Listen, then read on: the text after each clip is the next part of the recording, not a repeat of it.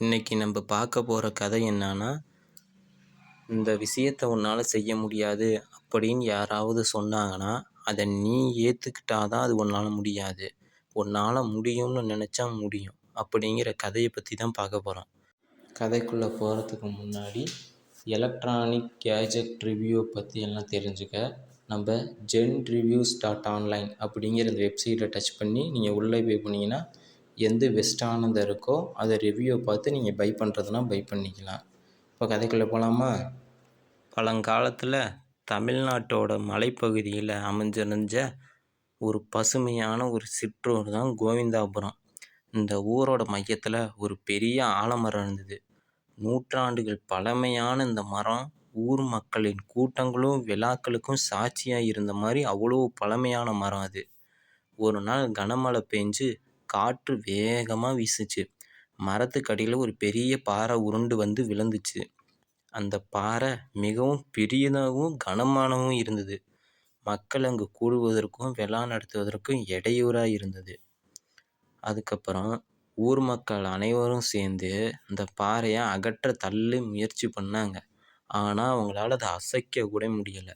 பலமான இளைஞர்களும் அனுபவம் வாய்ந்த பெரியவர்கள் என எல்லாரும் முயற்சி பண்ணாங்க. ஆனாலும் பயனில்லை. சிலர் இயந்திரங்களை கொண்டு வந்து முயற்சி செஞ்சனர். ஆனால் அதுவும் வீணாதான் போணுச்சு.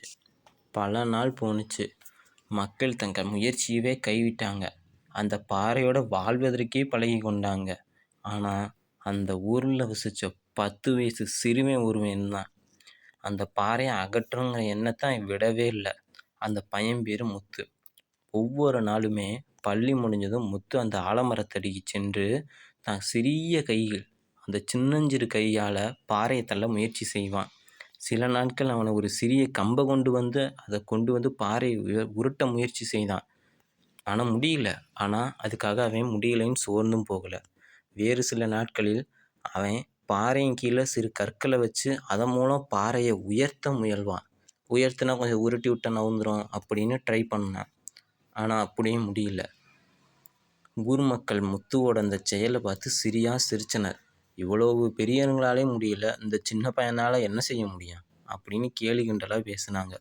சிலர் அவனோட உன் நேரத்தை வீணடிக்காதப்பா, போய் படிப்பா தம்பி அப்படின்னு சொன்னாங்க. ஆனால் அந்த முத்து யாரையும் பொருட்படுத்தவே இல்லை. தினமும் வருவான். தினமும் தவறாமல் வந்து தன்னோட முயற்சியை தொடங்கிக்கிட்டே போவான். முடியுதோ முடியலையோ நம்ம செயல்படுத்துகிறோமா அப்படிங்கிறத தான் முத்து பார்த்தான். நாட்கள் மாதங்கள் ஆயிடுச்சு. மாதங்கள் வருடமாயிற்று. ஆனால் முத்து தன்னோட முயற்சியில் அவன் வளர வளர அவன் சக்தியும் அதிகரிச்சுது. அவன் இப்போது பெரிய கற்களை கொண்டு வந்து பாறையின் கீழே வச்சான். சிறு குழிகளை வெட்டி அதில் நீரை ஊற்றி பாறையோட அடிப்பகுதியில் மென்மையாக்கினான். 2 ஆண்டு போணுச்சு. ஒரு மழை காலம் பொழுது அதிக மழை பெஞ்சுது. அன்றிரவு யாரும் எதிர்பாராத ஒரு சம்பவம் இருந்துச்சு. காலையில் எழுந்த ஊர் மக்கள் ஆலமரத்தடியில் அந்த பெரும்பாறை இல்லாததை கண்டு வியப்படைஞ்சனர். என்னடா இது, எப்பட்றா அப்படின்னு.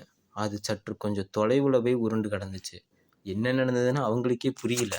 ஆராய்ஞ்ச போது உண்மை தெரிய வந்துச்சு. என்னன்னா, முத்துவின் தொடர் முயற்சியால் பாறையின் அடிப்பகுதி மெதுவாக அரிக்கப்பட்டது. மழை பெஞ்சதுனால அதிக மழையால் மண் குழஞ்சு பாறை சாய்ந்தது. இறுதியில் உருண்டு போயிருச்சு. ஊர் மக்கள் அனைவரும் முத்துவை விடாமுயற்சியையும் பொறாமையும் படாமல் பாராட்டினாங்க. விடாமுயற்சியும் பொறுமையும் கண்டு வியந்து அவனை மேலும் பாராட்டினாங்க. பளிச்ச வாயெல்லாம் பாராட்டி பேசினுச்சு. அவங்க முத்துவை பாராட்டி கௌரவிச்சன. அன்னைக்கு அந்த ஊரில் ஏதேனும் கடினமான பணி இருந்தால் முத்துவை போல செய்யணும் அப்படி சொல்கிறதே வழக்கமாக போயிருச்சு.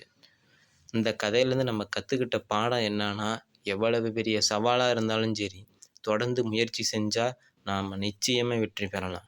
பெரிய மாற்றங்கள் ஒரே நாளில் நிகழாது. ஆனால் சிறு சிறு முயற்சிகள் நாளடைவில் பெரும் மாற்றங்கள் ஏற்படுத்தும். நம்பிக்கையோடும் பொறுமையோடும் விடாமுயற்சியுடனும் செயல்பட்டால் நம்ம சாதிக்க முடியாது எதுவுமே இல்லை. நீங்களும் அப்படி இருப்பீங்க தானே? நம்புகிறேன்.